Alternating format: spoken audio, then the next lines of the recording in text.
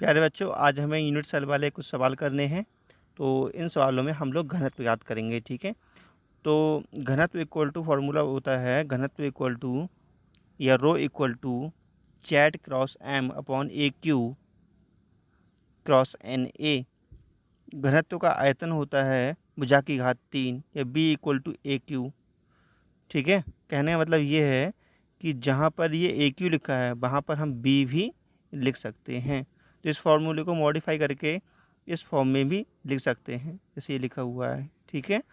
जहाँ पर ए है कोर की लंबाई सेंटीमीटर में, डी घनत्व होता है ग्राम प्रति सेंटीमीटर क्यूब में, और जेड है परमाणुओं की संख्या है या rank of the unit cell, V क्या होता है आयतन, एन ए क्या है आव्रगादु संख्या जो कि ये होती है 6.022 × 10⁻23, ठीक है। अब देखिए कहीं पर भी अगर एंगस्ट्रॉम में हो तो सेंटीमीटर में कैसे चेंज करेंगे, 10 का तो मैं 8 से गुणा कर देंगे तो सेंटीमीटर में हो जाएगा। अगर पिकोमीटर हो तो इस प्रकार हम चेंज करेंगे सेंटीमीटर में, ठीक है।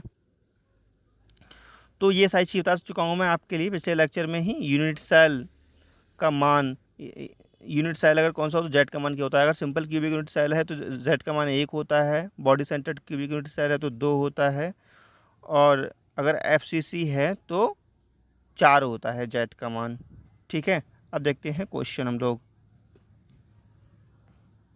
एक तत्व की एक तत्व की कोशिका की संरचना अंतरा केंद्रित घन है, मतलब बीसीसी है।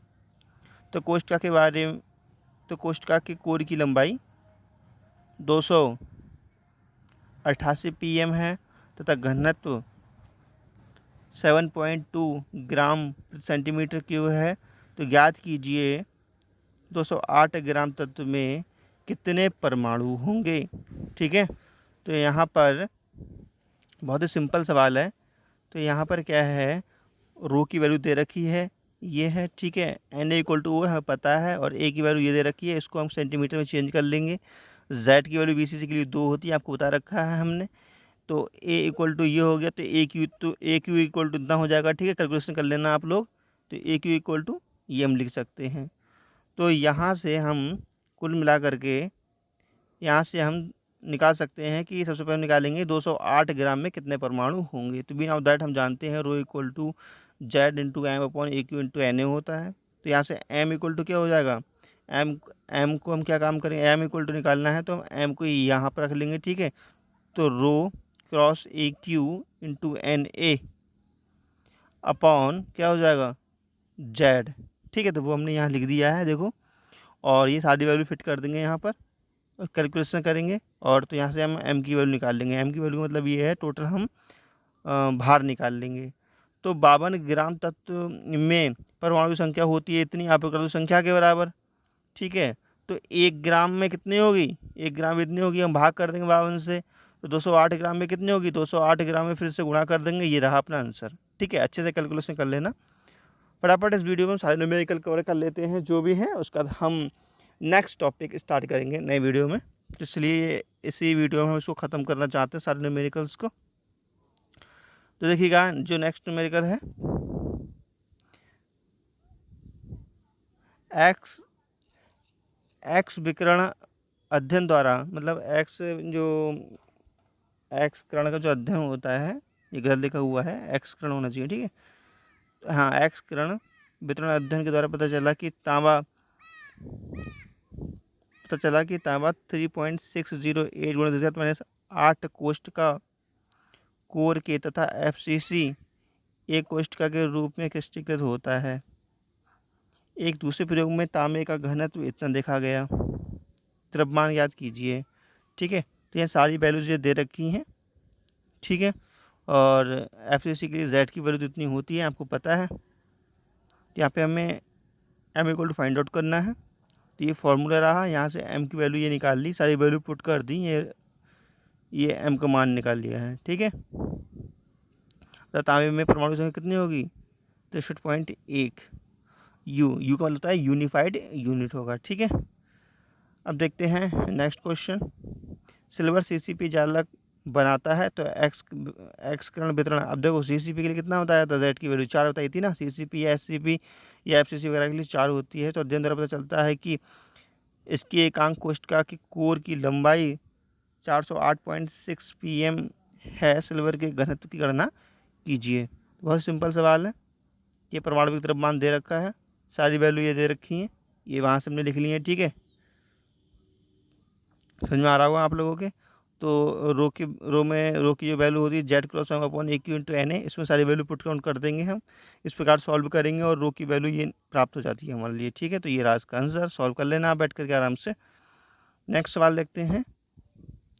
एक यौगिक एसटीपी कोष्ठका के निवुण संकुलन संरचना द्वारा बनता है, तो इसके 0.5 मोल में कितनी रिक्तियाँ की संख्या होगी तथा टेट्राहेड्रल एक्टाहेड्रल वॉइड्स हमारी फाइंड आउट करने हैं।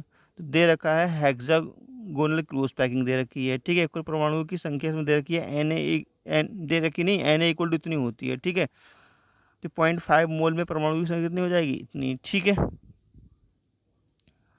तो नंबर ऑफ ऑक्टाहेड्रल वॉइड्स कितने होते हैं, एन के बराबर होते हैं। ये भाई ये ट्रिक्स है करने की इसको। ठीक है, ये याद रखना। मतलब number of octahedral voids N के बराबर होते हैं। ठीक है, तो ये एन का मतलब क्या है यहाँ पे, ये वैल्यू पुट कर दी यहाँ पे। ठीक है, तो number of octahedral voids 2n, ये वैल्यू यहाँ पुट कर दी। अगर आपने क्लोज पैकिंग पढ़ी होगी तो समझ में आ जाएगा, सवाल भरना नहीं आएगा। क्लोज पैकिंग पढ़ लेना अच्छे से। ठीक है, तो टोटल वॉइड्स कितने हो जाएंगे ये आपको समझ में आ चुका होगा यहाँ पे। एक यौगिक दो तत्वों m और n से बना है। n CCP संरचना बनाता है और m परमाणु चतुष्फलक की रिक्तियों के 1/3 भाग को अध्यांतरित करते हैं। तो यौगिक का सूत्र क्या होगा। ठीक है, तो किन किन से मिला बना है, m और n से। तो n क्या है, FCCP है या FCC है। तो यहाँ पे z की वैल्यू क्या हो जाएगी, 4 हो जाएगी। और टेट्राहेड्रल का 1/3 कवर कर लेते हैं। ठीक है, तो यहाँ पर ये वो फॉर्मूला लग जाएगा, अभी मैं बताया था आपके लिए। ये फॉर्मूला ये ट्रिक्स में मान के चलो आप, number of tetrahedral voids equal to 2n के बराबर होगा। ठीक है, तो यहाँ से 8 वैल्यू हो जाएगी, तो m इंटू एन का अनुपात निकाल लेंगे। तो ये सॉल्व करेंगे, इस प्रकार हमारी ये सूत्र प्राप्त हो जाएगा।